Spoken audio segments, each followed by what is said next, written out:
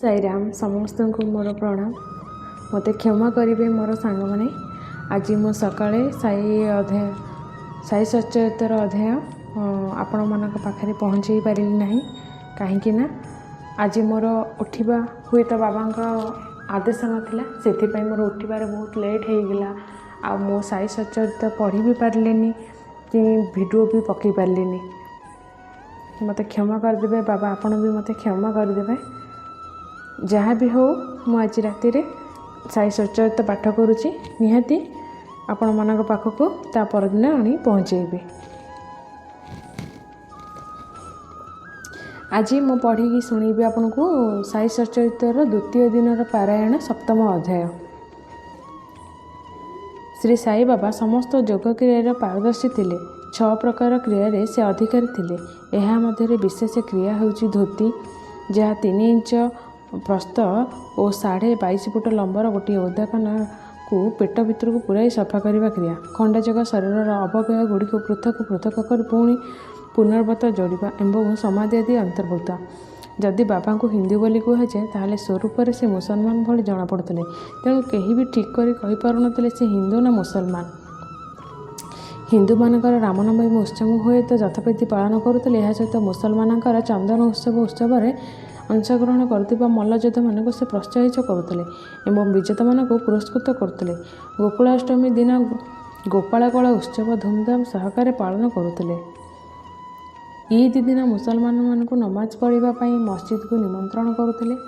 थरे मोहरम रे मुसलमान माने मस्जिद रे ताजिया स्थापन कथा किछि दिन ताजिया को सेठारे रखी पुणी शोभा यात्रा कर ग्रामरू बाहर कार्यक्रम कले। श्री साई बाबा 4 दिन ताजिया रखा अनुमति देले एवं पंचम दिन कौन विदेशी बिना ताजिया को हटाई। जदि तांको मुसलमान कहुए कि हिंदू प्रथा अनुसार तांकर कर्णबद्ध होइतिला, और जदि हिंदू कहबा ताहाले से सुन्नत करबा सपक्षर थिले। नाना साहेब चंद्रकर जी बाबा को अति निकटरू देखिछन्ति बाबा सुन्नत होइनथिबा कथा प्रकाश करिछन्ति।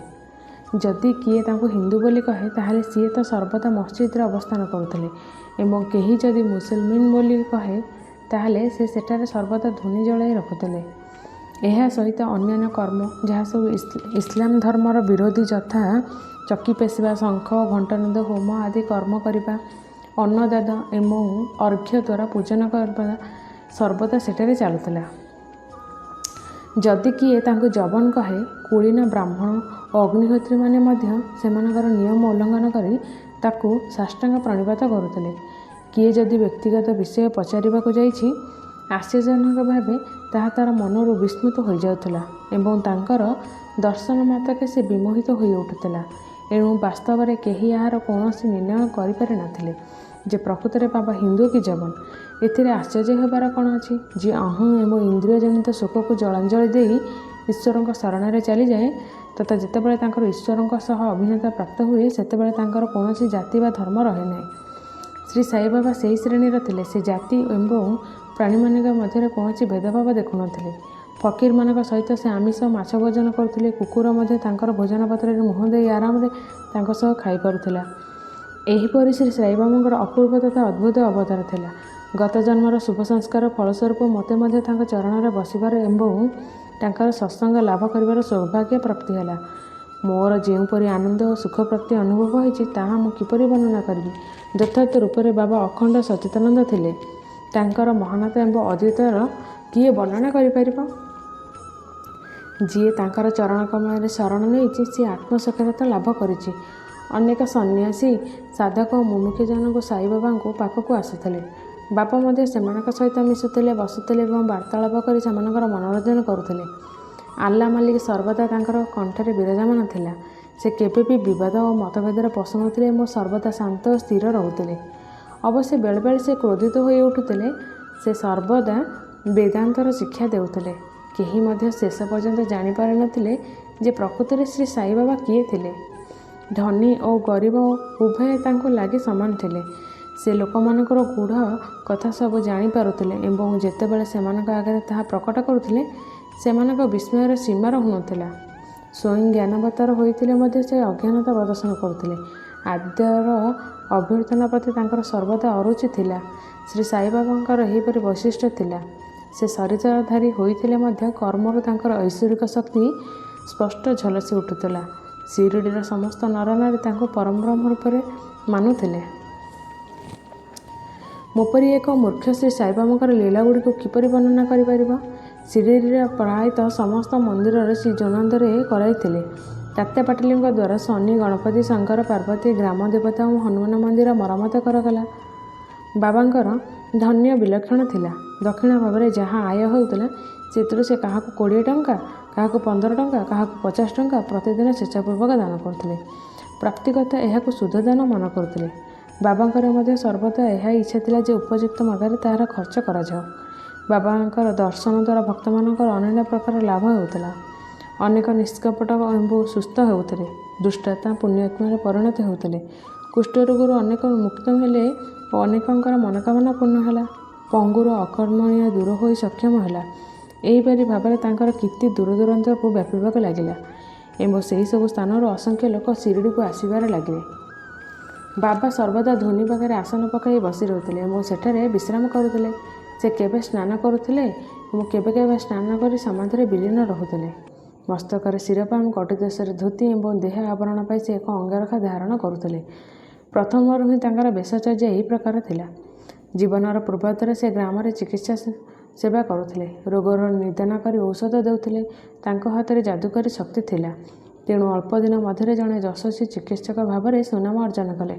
ଏଠାରେ କେବଳ ଗୋଟିଏ ଘଟଣା ବର୍ଣ୍ଣନା କରାଯାଉଛି ଯାହାକି ଅତ୍ୟନ୍ତ ବିଚିତ୍ର।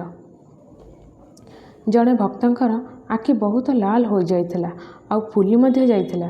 ଶିରିଡ଼ିର ଭଳି କ୍ଷୁଦ୍ର ଗ୍ରାମରେ ଡାକ୍ତର ମିଳିବେ ବା କେଉଁଠୁ? ଭକ୍ତମାନେ ରୋଗୀଙ୍କୁ ବାବାଙ୍କ ସମ୍ମୁଖକୁ ନେଇକି ଗଲେ। ଏହି ପ୍ରକାର ରୋଗ କ୍ଷେତ୍ରରେ ପ୍ରାୟତଃ ମଲମ, ଅଞ୍ଜନ, ଗୋଦୁଗ୍ଧ ତଥା କର୍ପୂରଯୁକ୍ତ ଔଷଧ ଦେଇଥାନ୍ତି। କିନ୍ତୁ ବାବାଙ୍କର ଔଷଧ ସର୍ବଦା ଭିନ୍ନ ଥିଲା। ଭାଲିଆ ମଞ୍ଜି ଗୁଣ୍ଡ କରି 2ଟି ଗୁଳା କଲେ ଓ ରୋଗୀର ଆଖିରେ ଗୋଟିଏ ଗୁଳା ଲଗାଇ କନାପଟି ବାନ୍ଧିଦେଲେ। ପରଦିନ ପଟି କାଟି ପାଣି ଛିଟା ଦିଆଗଲା। ଏହାପରେ ଫୁଲ କମିଗଲା ଏବଂ ଆଖି ପ୍ରାୟତଃ ଚିରଗ ହୋଇଗଲା।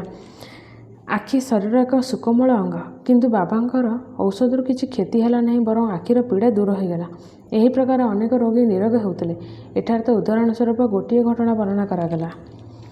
ବାବା ସମସ୍ତ ପ୍ରକାରର ଯୋଗ କ୍ରିୟାର ଅଧିକାରୀ ଥିଲେ। ସେଥିରୁ କେବଳ 2ଟିର ଉଲ୍ଲେଖ ଏଠାରେ କରାଯାଇଛି। ପ୍ରତି 3 ଦିନରେ ଥରେ ବାବା ମସଜିଦଠାରୁ ଯଥେଷ୍ଟ ଦୂରରେ ଏକ ବଟବୃକ୍ଷ ତଳେ ଏହି କ୍ରିୟା କରୁଥିଲେ। ଥରେ ଲୋକମାନେ ଦେଖିଲେ ଯେ ସେ ତାଙ୍କର ଅନ୍ତର୍ଭୁଜଳ ଉଦରରୁ ବାହାର କରି ତାହାକୁ ଚାରିପଟୁ ସଫା କଲେ ଏବଂ ନିକଟସ୍ଥ ଗଛ ମୂଳରେ ଶୁଖିବାକୁ ରଖିଦେଲେ। ଶିରିଡ଼ିରେ ଏହି ଘଟଣା ଦେଖିଥିବା ଲୋକେ ଏବେ ବି ଜୀବିତ ଅଛନ୍ତି।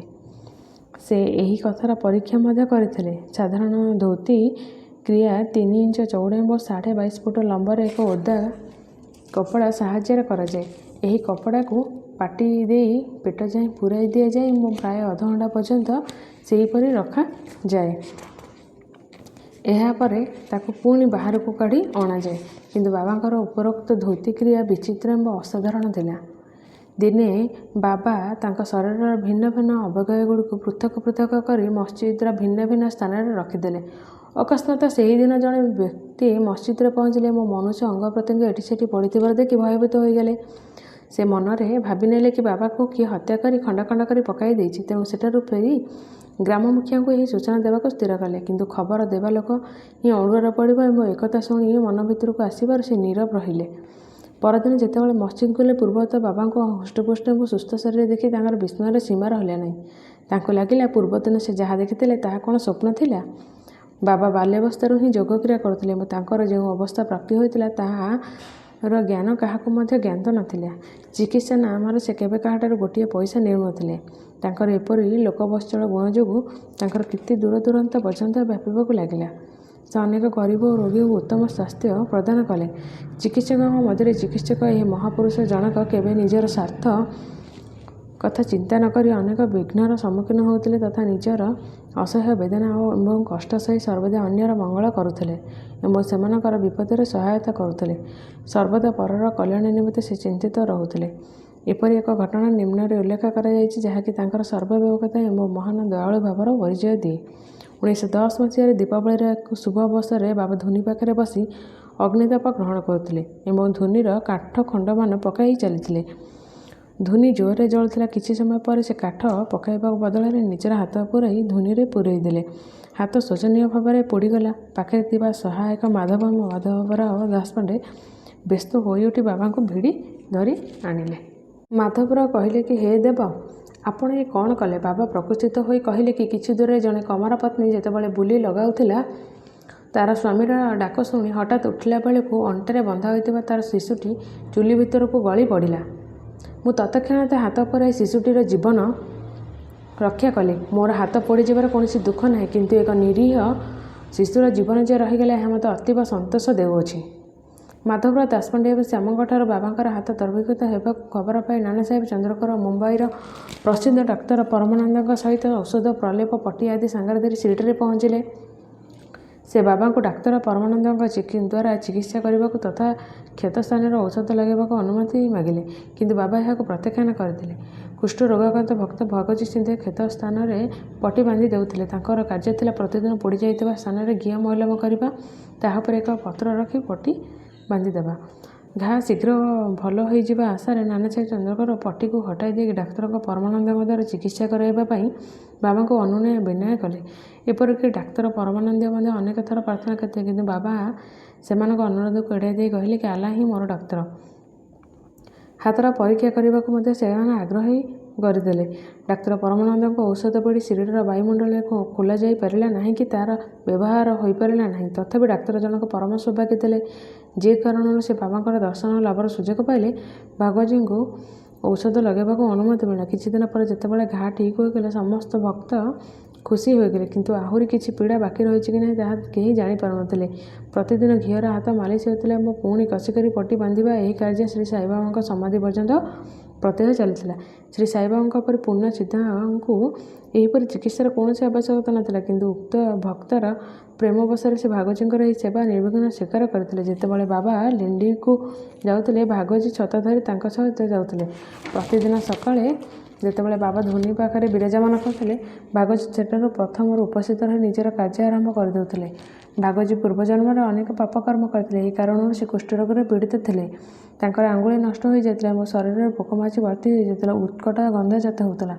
ଯଦିଓ ବାହ୍ୟ ଦୃଷ୍ଟିରେ ସେ ଦୁର୍ଭାଗ୍ୟ ପ୍ରତୀତ ହେଉଥିଲେ, ବାବାଙ୍କର ପ୍ରଧାନ ସେବକ ହୋଇଥିବା କାରଣରୁ ସେ ହିଁ ପ୍ରକୃତରେ ଅଧିକ ଭାଗ୍ୟଶାଳୀ ତଥା ସୁଖୀ ଥିଲେ। ବାବାଙ୍କର ସାନ୍ନିଧ୍ୟ ତଥା ପୂର୍ଣ୍ଣ ମାତ୍ରାରେ ଲାଭ କରିଥିଲେ। ଏବେ ବାବାଙ୍କର ଆଉ ଏକ ଅଦ୍ଭୁତ ଲୀଳା ବର୍ଣ୍ଣନା କରିବା। ଅମରାବତୀର ଦାଦାସାହେବ ଖରପଦେଙ୍କ ପତ୍ନୀ ଶ୍ରୀମତୀ ଖରପଦେ ତାଙ୍କର ଶିଶୁପୁତ୍ର ସହିତ ଶିରଡିରେ ଥିଲେ। ଏହି ସମୟରେ ପୁତ୍ରକୁ ଜ୍ୱର ହେଲା ଏବଂ ତାପରେ ସେ ପ୍ଲେଗ ରୋଗରେ ଆକ୍ରାନ୍ତ ହେଲା। ଶ୍ରୀମତୀ ଖରପଦେ ଛାନିଆ ହୋଇ ବିବ୍ରତ ହୋଇ ଜଣାପଡ଼ିଲେ ଏବଂ ଅମରାବତୀ ଫେରିଯିବାକୁ ସ୍ଥିର କଲେ।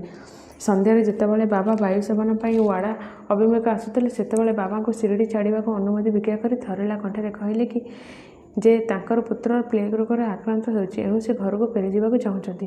ବଡ଼ ହାଲୁକା ଭାବରେ ବାବା ଏହାର ସମାଧାନ କରି କହିଲେ କି, ଆକାଶରେ ଏବେ ମେଘ ଢାଙ୍କିଛି, ତାହା ହଟିବା ପରେ ଆକାଶ ପୁଣି ସ୍ୱଚ୍ଛ ହୋଇଯିବ। ଏହା କହି ସେ କଟିଦେଶ ପର୍ଯ୍ୟନ୍ତ କଫନି ଉଠାଇଦେଲେ। ବସ୍ତିର ଭକ୍ତମାନଙ୍କୁ ଅଣ୍ଡାକୃତିର 4ଟି ବତ ଦେଖାଇ କହିଲେ କି, ଦେଖ, ଭକ୍ତମାନଙ୍କ ପାଇଁ ମୋତେ କେତେ କଷ୍ଟ ସହ୍ୟ କରିବାକୁ ପଡ଼ୁଛି। ସେମାନଙ୍କର କଷ୍ଟ ମୋର ବି କଷ୍ଟ। ଏହି ବିଚିତ୍ର ତଥା ଅସାଧାରଣ ଲୀଳା ଦେଖି ଲୋକଙ୍କ ମନରେ ବିଶ୍ୱାସ ହେଲା ଯେ ସନ୍ଥଙ୍କୁ ତାଙ୍କର ଭକ୍ତଙ୍କ ପାଇଁ କେତେ କଷ୍ଟ ସହ୍ୟ କରିବାକୁ ପଡ଼ୁଛି। ସନ୍ଥଙ୍କ ସହିତ ହୃଦୟ ମହମଠାରୁ ମଧ୍ୟ ତରଳ ତଥା ଲହୁଣୀ ସଦୃଶ କୋମଳ ଅଟେ। ସେମାନେ ନିଃସ୍ୱାର୍ଥପର ଭାବରେ ଭକ୍ତମାନଙ୍କୁ ପ୍ରେମ କରନ୍ତି ଓ ନିଜର ସମ୍ପର୍କୀୟ ବିଚାର କରନ୍ତି। ବାବା ତାଙ୍କର ଭକ୍ତମାନଙ୍କୁ କେତେ ପ୍ରେମ କରୁଥିଲେ ଏବଂ କେଉଁପରି ସେମାନଙ୍କର ସମସ୍ତ ଇଚ୍ଛା ଖବରକୁ ପୂର୍ବରୁ ଜାଣିପାରୁଥିଲେ, ତାହାର ବର୍ଣ୍ଣନା କରି ଏହି ଅଧ୍ୟାୟ ସମାପ୍ତ କରିବା। ନାନାସାହେବ ଚନ୍ଦ୍ରକର ବାବାଙ୍କର ଜଣେ ପରମ ଭକ୍ତ ଥିଲେ। ସେ ଖାନଦେଶର ମମତାଦାର ଥିଲେ। ତାଙ୍କର ପଣ୍ଡରପୁରକୁ ବଦଳି ହେଲା ତଥା ଶ୍ରୀ ସାଇବାବାଙ୍କର ପ୍ରତି ତାଙ୍କର ଭକ୍ତି ସେହିପରି ଫଳଦାୟୀ ହେଲା। ପଣ୍ଡରପୁରକୁ ମତରେ ବୈକୁଣ୍ଠ ବୋଲି ମନେ କରାଯାଏ। ଚନ୍ଦ୍ରକର ଏଥିରେ ବଡ଼ ଖୁସି ହୋଇ ଶୀଘ୍ର ନୂତନ ଦାୟିତ୍ୱ ଗ୍ରହଣ କରିବାକୁ ବାହାରିଲେ ଓ ଯିବା ପୂର୍ବରୁ ବାବାଙ୍କର ଦର୍ଶନ ଏବଂ ଆଶୀର୍ବାଦ ନିମିତ୍ତ ଶିରଡି ଗଲେ। ଶିରଡିକୁ ସେ ପଣ୍ଡରପୁର ବାବାଙ୍କୁ ତାଙ୍କର ବିଠୋବା ମନେ କଲେ। ଯାହା ବି ହେଉ, ବଦଳିରେ ସୂଚନା ସେ କାହାକୁ ଦେଇନଥିଲେ ଏବଂ ଯଥାଶୀଘ୍ର ଶିରଡିରେ ପହଞ୍ଚି ବାବାଙ୍କର ଆଶୀର୍ବାଦ ନେଇ ପଣ୍ଡରପୁର ଯାତ୍ରା କରିବାକୁ ସ୍ଥିର କଲେ। ମାତ୍ର ବାବାଙ୍କ ପାଖରେ କ'ଣ ଲୁଚି ରହିବ? ସେ ତ ସର୍ବଜ୍ଞ। ଯେମିତି ନାନାସାହେବ ଶିରଡିର ଅନତିଦୂର ନିମଗାଁଓ ପାଖାପାଖି ହୋଇଛନ୍ତି। ବାବା ଏହି ସମୟରେ ମହାସଭାପତି ଅପ୍ପା ସିଂଦେଓ ଏବଂ କାଶୀରାମଙ୍କ ସହିତ ଦ୍ୱାରକାମାଇରେ ବାର୍ତ୍ତାଳାପ କରୁଥିଲେ। ହଠାତ୍ ନୀରବତା ଖେଳିଗଲା ଏବଂ ବାବା କହିଲେ କି, ଆସ, 4 ଜଣ ମିଶି ଭଜନ ବୋଲିବା।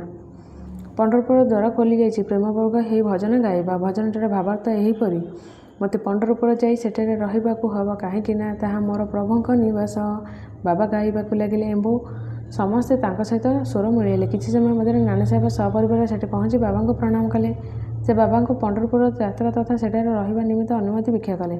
ପାଠକଗଣ ଏବେ ଦେଖନ୍ତୁ ସେହି ପ୍ରାର୍ଥନାର କି ଆବଶ୍ୟକତା ଥିଲା। ଭକ୍ତଗଣ ନାନାସାହେବଙ୍କୁ କହିଲେ କି ବାବା ପଣ୍ଡରପୁର ନିବାସ କଥା ଆଗରୁ କହିସାରିଥିଲେ। ଏହା ଶୁଣି ନାନାସାହେବ ବିହ୍ୱଳିତ ହୋଇ ବାବାଙ୍କ ଶ୍ରୀଚରଣରେ ଲୋଟି ପଡ଼ିଲେ ତଥା ବାବାଙ୍କ ଅନୁମତି ଓ ଉଦିତ ଆଶୀର୍ବାଦ ନେଇ ପଣ୍ଡରପୁର ଯାତ୍ରା କଲେ। ବାବାଙ୍କ ଲୀଳା ଅତ୍ୟନ୍ତ ଅନ୍ୟ ବିଷୟ ଯଥା ମାନବ ଜନ୍ମର ମହତ୍ତ୍ୱ, ବାବାଙ୍କ ଭିକ୍ଷାବୃତ୍ତି ଦ୍ୱାରା ଜୀବନ ନିର୍ବାହ, ବାଇଜାବାଇଙ୍କ ସେବା ଆଦି କଥା ପରବର୍ତ୍ତୀ ଅଧ୍ୟାୟ ପାଇଁ ରଖି ଏବେ ବିଶ୍ରାମ ନେଉଛି। ଶ୍ରୀ ସାଇ ସଦ୍ଗୁରୁ ସାଇନାଥ ପ୍ରଣାମ ଶୁଭମ୍ ଭବତୁ। ଓମ୍ ସାଇରାମ। ବାବା, ଯଦି ମୋର କିଛି ଭୁଲ ଥାଏ ବାବା ମୋତେ କ୍ଷମା କରିଦେବେ।